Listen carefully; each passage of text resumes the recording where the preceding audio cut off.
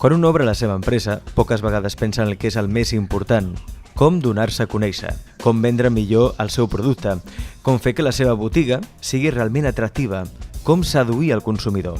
Són només algunes de les preguntes que ara mateix contestaran els directors de les agències de publicitat més importants de la demarcació. Jo abogo per la publicitat, més que per la publicitat, per les relacions públiques. Avui en dia, si volem fer una bona publicitat, crec que és important que tirem, com que tots estem en crisi, una crisi bastant forta que estem vivint, crec que el més important és apostar per les relacions públiques.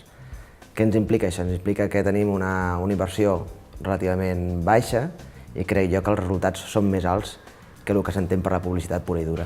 La bona publicitat és aquella que respon a uns objectius que fixa el client o que el fixem conjuntament amb el client i la que ajuda a vendre, no la que ven, perquè la publicitat no ven simplement per si mateixa, però ajuda a vendre. I llavors és la que genera confiança, la que explica una bona oferta o la que fa arribar la informació que el client vol al seu consumidor, al seu tipus de consumidor. No sempre és a vegades són targets molt concrets de consumidors. La bona publicitat és aquella que assoleix els seus objectius, no? Que és a dir, vendre un producte.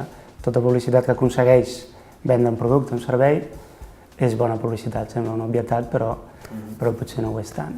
Para mí la buena publicidad es, pues ¿cómo te iba a decir yo?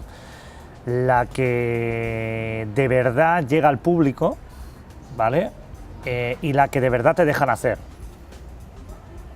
Para mí, por ejemplo, que te dejen hacer tu trabajo de una manera, pues llamémosle práctica, normal, sin tapujos, sin coartar a nadie. Creo que para mí eso es la buena publicidad. Primer que tot, el que faria és integrar-me dins el sector on vull oferir el meu producte. Què faria? Pots agrupar amb associacions, pots donar a conèixer a través de premsa, pots fer servir grups d'influència, tot el que són els paradigmes de les relacions públiques. Si fas servir aquests canals, sempre pots tindre bons resultats. I això, a més, et permet tindre unes bones expectatives amb una inversió realment baixa. El que nosaltres analitzem primer de tot és quin tipus de botiga tens, quin és el teu producte, qui són els teus clients, on t'estàs situat, quins són els teus punts forts, quins són els teus punts dèbils, què fa la teva competència i sobretot quin pressupost tens. És a dir, en funció, podríem fer ara un llistat de moltes coses que es poden arribar a fer amb comunicació. Hauríem de veure en cada cas quin pot ser el més eficaç i el més eficient. És a dir, eficient el que amb els mínims recursos aconseguim millors resultats. Bueno, yo tiro barro para mi casa, yo soy informàtic, una via important i barata avui en dia és tota la via tecnològica, internet, bàsicament. Fer una web avui en dia és senzill, és barat. Fer un blog, entrar a Facebook, entrar a Twitter, qualsevol xarxa social, Tumblr, ara hi ha patades a les xarxes socials. Aquesta seria una via ràpida i barata de comenzar a promocionarse. Ahí, por ejemplo, a ver, lo primero que se puede hacer si tienes poco dinero. Primero, como empresa, ser flexible y fiarte del comerciante. Porque si tú te fías del comerciante, ese comerciante hay que darle la máxima facilidad posible para que pueda llegar a su público. ¿Vale? Tampoco a lo mejor una persona que acaba de empezar, normalmente con todos los gastos que conlleva un negocio, ha de haber un apartado pequeño para la publicidad, pero la publicidad sabemos que es cara. ¿Vale? En estos tiempos que corren, ahora hay muchas más facilidades, hay muchas más oportunidades para anunciarse, hay muchos más descuentos, ¿vale? Y yo creo que aunque tengas poco dinero puedes llegar a anunciarte. Tarragona té un gran punt fort, com tots sabem, que és el patrimoni que té, i crec jo que es podria acompanyar el patrimoni amb els comerços. La millor manera de que els comerciants puguin incrementar les seves vendes es podria venir, per exemple, de captar tots els nous turistes que estan venint, sobretot de països emergents, com pugui ser la part de la Xina, Rússia, etc. I cridar amb tots aquests turistes, que ja venen per si sols pel patrimoni que puguis tenir, i convidar-los, lògicament, a que comprin aquí, a Tarragona.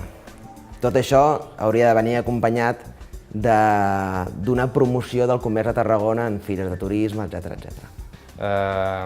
És una mica aventurat i una mica improvisat, sense tenir tots els elements claus, dir una mica com vendríem a l'atractiu de Tarragona. És a dir, Tarragona, primer hauríem de pensar en qui l'hem de vendre, és a dir, si l'hem de vendre als ciutadans de Tarragona, o l'hem de vendre a les poblacions veïnes, o l'hem de vendre al gran mercat que és Barcelona, que no coneix Tarragona, que és la gran veïna desconeguda del que podríem...